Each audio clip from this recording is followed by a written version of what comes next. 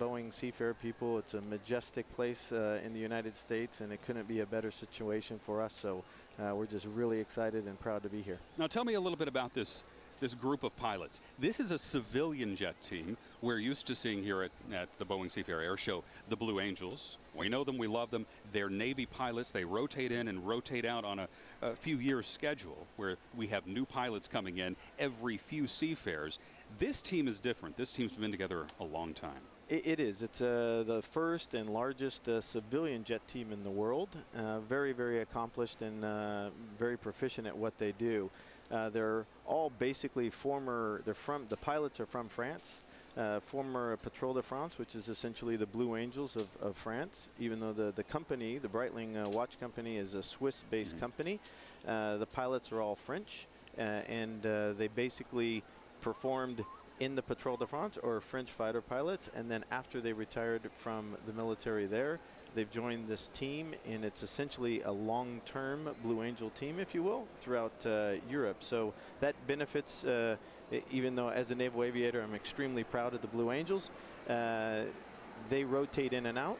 When you're there for 14 years, as the Breitling jet team pilots are now, it does provide a luxury of experience for the boss that the Blues and the Thunderbirds might not have. And what we're going to be doing, Jim, is we're going to be narrating and taking you through this. There's also a narrator in the tower back at the pits, and we'll come to that narration as well. And of course the music. I just saw the team zoom behind us. It looks like they're about to get ready. But this team is traveling from here up to Abbotsford, BC. We have a lot of viewers on Cairo 7 watching the Seafair broadcast up in the Vancouver area. So when are you guys up in Abbotsford? And next week. And Abbotsford did a great job of switching their dates around to accommodate that schedule. And so we will travel up there on Thursday and perform in Abbotsford next weekend. Now, before we get these planes, and they're going to be coming right over our shoulder over there in a few minutes, and we'll have our cameras trained. Tell us a little bit about the Albatross. This is a very different aircraft from what we see with the Blue Angels, which is the FA-18 Hornet. I saw these planes out at Boeing Field. They're smaller, but they are nimble. They are. They're a smaller airplane. They look sexy. They're pointy nose fighter training jets, but they do not have the thrust or afterburners that the F-18s have. And here they come right now. What is this opening act that we're seeing right now? So we come from behind the crowd to kick off the introduction, if you will, to the Breitling jet team, and it's essentially a barrel roll in the Avenger formation. One of the unique things that you've seen already by looking at the screen is we have 7 jets. The Blue Angels and the Thunderbirds have 6 jets, so it's one of the unique features of the Breitling jet team. Now these planes, the max speed is what, 450, 460 miles an hour? Yes, pointed down. Pointed down. Pointed down, of course. And these planes, how far are the wingtips, I should say, right there from the, let's say, left slot, or the first slot, I should say, over to the left inside wing? Just a few feet. Much like the Blues and the Thunderbirds, the close formation and the precision of the flying and the skills of the pilots require an incredible amount of practice and training.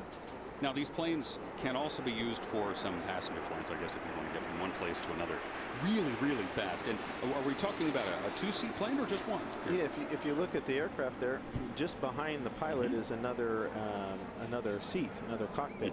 And essentially this is a fighter training jet. Much like in the United States, we have the T-45 now, which is, even the F-18, the 2-seat F-18, where there's controls in both cockpits. And so it does its main role. It's a Czech-built aircraft, and its main role was to provide training for the fighter pilots over in Europe. Now from here, they're in this formation right now. It looks like the Callisto formation. Yep, Do I have that Callisto. right? Yep. I did some study. Where are they going from here? And so they're going to do a barrel roll to the left here in what the unique situation. We don't have the power and the thrust that the F-18 and the F-16 have. What we do have, and really is what our brand from Breitling is all about, is precision, grace, elegance, style. And that's really what we try to highlight and showcase throughout the performance. So you see multiple different formations. We have like 10 different formations that we do, and they'll actually be changing formations within the maneuver. So it's one of the characteristics of the Breitling jet team that really showcases what the precision and capabilities are of the pilot. Now here you see the next maneuver, preparing the outside wingman will go out to line abreast on the outside, and then the next maneuver is going to be a loop. As long as we have the weather, which of course today we have blessed with beautiful weather here today. It really is sort of a ballet move here, where those movements are so graceful and they're so quick, but there is very little in the way of a jarring movement to the audience. They can see them go in and out of their formations very easily. What sort of input control do the pilots need to have? What sort of force is required to move these planes? Do they have a very feather-like control, or is it something where you've got to really muscle it around? It's unique. I've been fortunate to fly 14s, 16s, 18s, 15s, etc., and each stick has a slightly different feel to it. This is more of, I'd say, an Eastern Bloc Russian kind of style, and they tend to have a little bit heavier stick, is what we would call it as a fighter pilot. So it's a little bit bulkier, heavier stick than some of the American jets. As they're very close to the deck here at Lake Washington, how low are they going to get in this show, and how high are they going to get in the sky? So we don't. The Blue Angels in the Thunderbirds go quite high. They'll go up to like 15,000, 16,000 feet on some of their vertical maneuvers, or at least 8,000 feet on the loops, etc. Our maximum altitude is about 5,000 feet. You see, here's the formation. Is called Blackbird. It's our marquee formation with the 6 jets in a diamond formation trailing the flight lead Jacques Breitling. And this is really, if you look at our logo or our patch or whatever, this is the formation that we're best known for. It's what you have on your shoulder. Now, the thrust in these aircraft, nearly 4,000 pounds of thrust. The mass when performing, about 8,800 pounds, but the G-forces, they'll experience positive 8 Gs up to that and negative 4 Gs up to that. And the length of these planes, we talked about how small they are. The length 40 feet, the wingspan 31 feet. So compared to other planes, these are very small, but the smaller the plane, a plane this fast, it's very maneuverable. Absolutely, and it's nimble, and it really is a good jet to fly in a performance like this, because it's easy controlled, it's very well maintained, it's not loud. We don't have afterburners. We're not trying to show the Blues and the Thunderbirds. We try to show as Defense of America. You want power, thrust, strength, force. We're not that with the L-39. We're about precision and grace. And it's very elegance. It's very stealthy also as it comes across here. I had to look over my shoulder as they were crossing a beam, the Stan Sayers pits, and moving on off to the south. I'm like, there they are. They're setting up. Now tell me a little bit about the lead plane here. Speedy is the pilot. Jacques? He is. Jacques Breitling. Amazing pilot. Very, very unique gentleman from France. He's flown for 34 years airshow displays. He has more experience than truly anybody that I know in aviation. Just to give an example, is a Blue Angel or a Thunderbird commanding officer would maybe at the end of their tour have 120, 150, 170 total performances. Jacques is nearing 3,000 performances in front of crowds around the world in 40 to 50 different countries. And Jim, a little background on you. You spent your career in the Navy as a pilot and also director of the Top Gun Adversary School. So for you to say that Speedy has more experience in an aircraft than anyone you know is really saying something. It is, and it's hard to impress cocky fighter pilots, but these guys are great. They really are professionals, and they're very, very talented pilots. Now, there's one other pilot that we were speaking about earlier, Paco, and he's able to fly multiple positions in this jet team. Now, if you're familiar, as we all are, with the Blue Angels, a pilot in the number 2 plane is generally going to stay in that position throughout their entire rotation through the Blue Angels program. He's able to fly multiple positions, and that's unique. That's extraordinary. It is, and it's not Paco. It's our number 8 pilot. My apologies. Sharif is his name, Philippe, and he is a very experienced pilot, and again, unique, different than the Blues and the Thunderbirds. Unique to this team and many teams in Europe is they have I'd call it a roaming spare, if you will, that can fly all the different other positions, numbers 2 through 7. He doesn't ever replace the flight lead. If Jacques gets sick for some reason, then the show does not go on. But we do rotate him out of the other positions, and it's just an amazing capability and a testament to his skill and knowledge and experience. Now, the commands coming from Jacques right now? Right, now we just split up into two, what we call, this is the synchronization side, posing solos, much like the Blues, and you saw just the crossover there. So Jacques will lead on our communication for the group that's with him, and then the lead opposing solo will comment on when he targets, for example, that maneuver right there. Is there a cadence that sets up during a show like this where everyone knows it's 3, 2, 1 here? And is that how it goes? Exactly right. And of course, they're speaking French, but the French version of this is they'll say, and if we dial into hear their frequency at all, they use the word top. So they'll preference what maneuver is coming up, and then top means execute that maneuver. And so that's what they'll actually do, is they'll say a certain command and then top, and then every pilot knows exactly what he's supposed to do given his position when he gets that command. Now, the visual clues that they have right here at Lake Washington, they've been able to fly this for a few days. What are the visual clues that they're using here at the lake? I know the Blue Angels have a boat out there in the lake and even some visual markers along their route. I imagine the team has just about the same. Exactly the same. Actually, fortunately, I flew with the team the last 2 days, and we used the exact same, what we call Category 1 box. The aerobatic box that the FAA designates as a safety cleared performance area for the jet teams. So we're the same box requirement as the Blue Angels. We have a center show barge, and then we have a truck on the bridge, the floating bridge over there. Yeah. And then we also have another airplane or another buoy to line up. So we use the same cues as the Blues do. Now, one of these planes was actually able to get out to Westlake Park. I assume it didn't land there like a Harrier jet. Yeah, no. Tell me a little bit about that. A lot of folks were able to get an up-close look at one of these jets just back on Thursday. Yeah, that's a model airplane. Right. It's not the actual one with the actual engine in it, etc. So here's Pompon doing a left 360, and then the next maneuver that you're going to see is what actually Jacques, the flight lead, is invented or created many years ago, and they call it the Apache roll. The name of his company is Apache Aviation, and you'll see this there it is right there. Right here.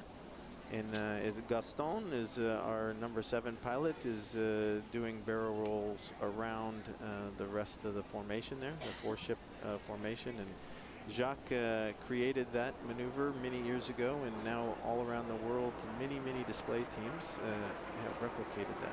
Quite a compliment to him. And it gives a unique visual demonstration to the crowd to have those smoke trails there.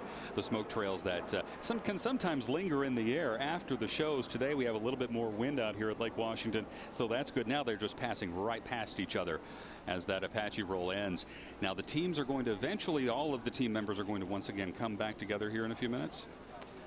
Yes, we'll reconvene, if you will, for a photo pass at the end, what we call banana pass, that gives everybody, at least we'll have 6 of them together. Right. And our final maneuver, we are a slightly shorter display. The Blues and Thunderbirds tend to be 45 minutes or so, and we tend to be about half that.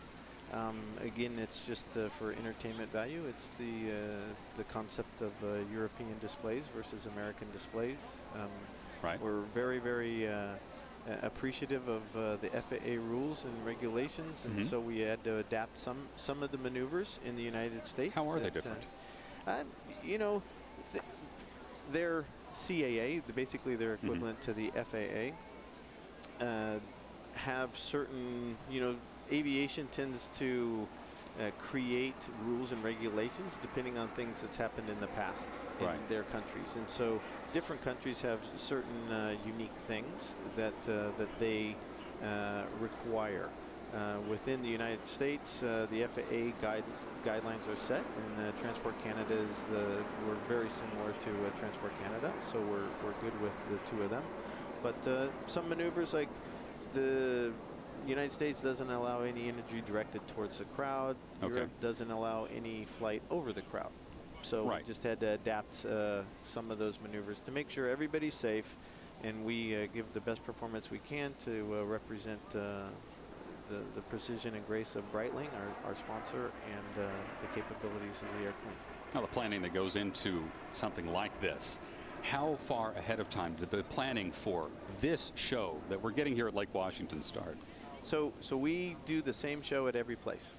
We're required to do the same box, if you will, that Category 1 aerobatic box. And so we will do the same show at every place. So some things are unique. A few weeks, a month out, we'll study specifically about this show site. But otherwise, it's about the safety.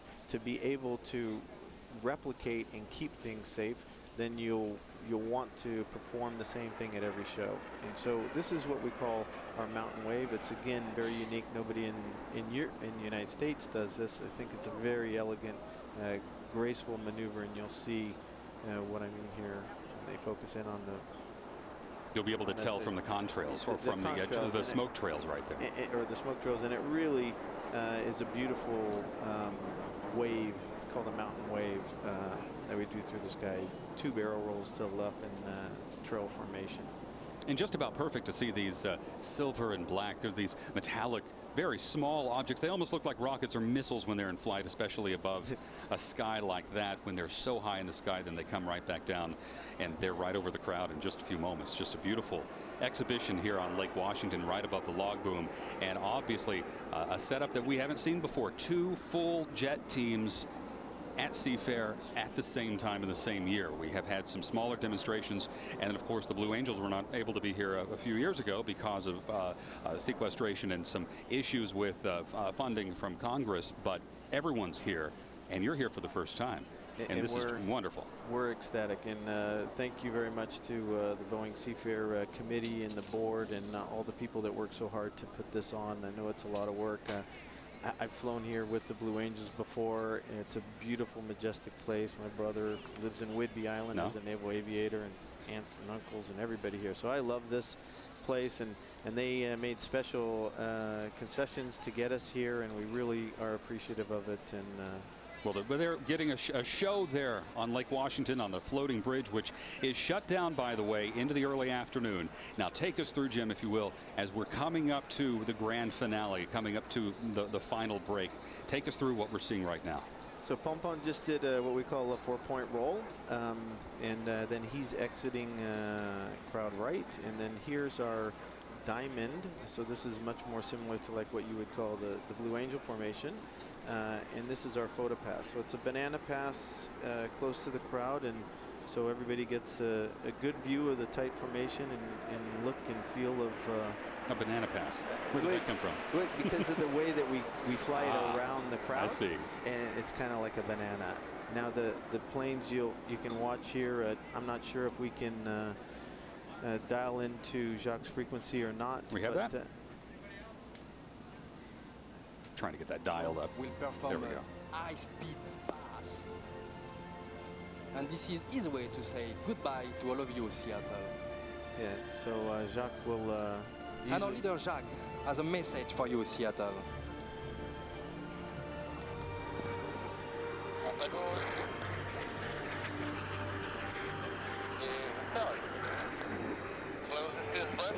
Team leader speaking again. We hope you enjoy our display.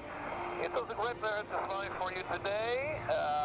The weather is sunny, but we're going to provide you with some more sun in some seconds. Just a little surprise. So this is It our was final Jack's maneuver. message, the leader of the Breitling. And we'll come in for our final break. Again, providing something, as he just said, that is unique to the Breitling jet team. Because there are going to be some fireworks involved here. There will be. Maybe we don't call them fireworks. Right. They're flares. Flares. Flares, Yeah. right. We don't want to scare anybody. Well, it certainly looked like fireworks yesterday. We'll see that Yes. here in a second. So as they come towards the crowd, we'll do our split, and then it's our final salute and break up and saying thank you to the Seattle Seafair. And a little harder to see on the Right. TV, but It's bright daylight, but it's a Bright beautiful daylight, show out there for everyone on Lake Washington.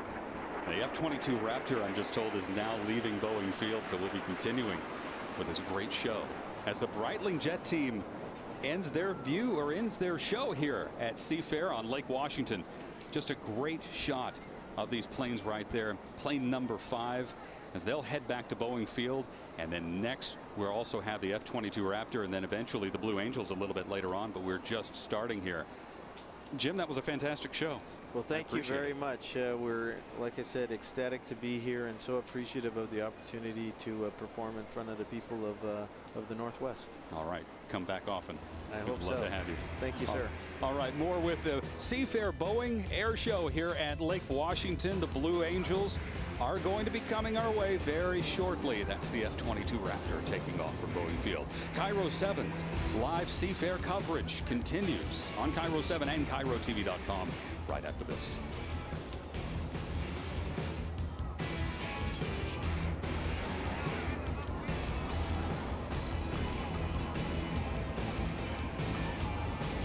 You're watching the 2015 Albert Lee Appliance Seafair Cup, presented by Hyundai of Kirkland, your official dealer of Seafair on Cairo 7.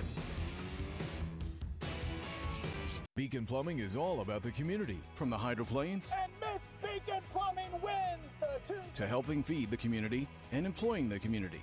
From everyone at Beacon Plumbing, thank you, Seattle. Hey, wait. Stop freaking. Call Beacon. Summertime fun is waiting for you.